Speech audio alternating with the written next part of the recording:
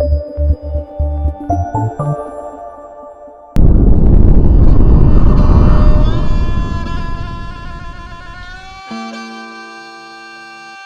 taun lir milang kahayang, mun lampah wegah tinangtu palid ku caah. Abus ka taun anyar pasini cangtang tu katebus, haridang rumingkang anggang diteang. Milang taun lir milang kamelang, melang rek miang, melang rek mulang, hariwang ku kalangkang can kasorang. Hayu mulung kaduhung ngulang kahayang, girimiskeun kesang dina harepan nu can kasorang, maca nu liwat ngahancan nu ngolebat. Geura tabeuh geong urang geus meujeuhna nepak dada, baheula dicarek sote keur jaman silih eledan, ayeuna mangsana pandang.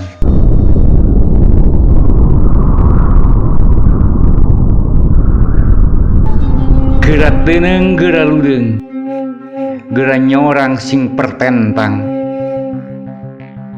kiwari ninggang takdir anu pasti. Paguyuban Sumedang Larang Banten tos 2 tahun ngajari, ngariksa diri jeung lemah cai nu mandiri. Geura hanjat wangun Sumedang ku kaheman, ajeg panceg kana janji.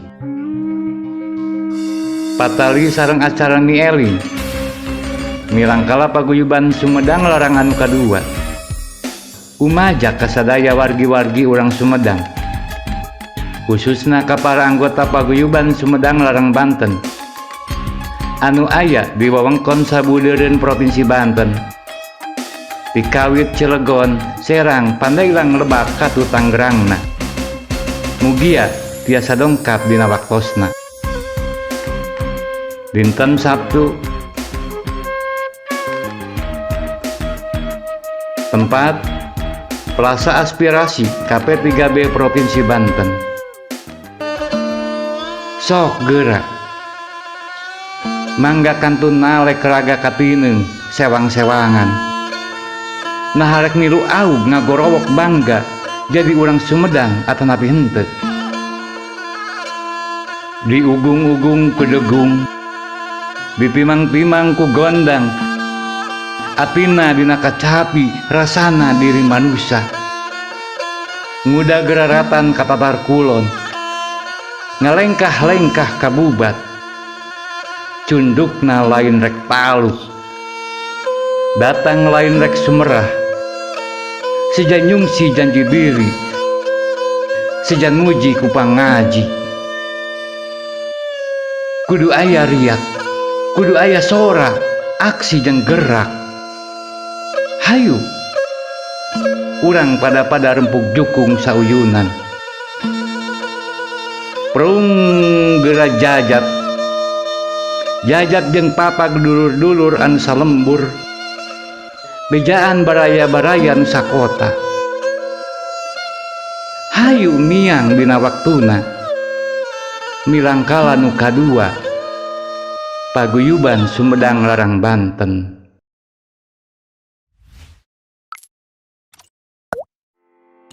Assalamualaikum warahmatullahi wabarakatuh. Sampurasun.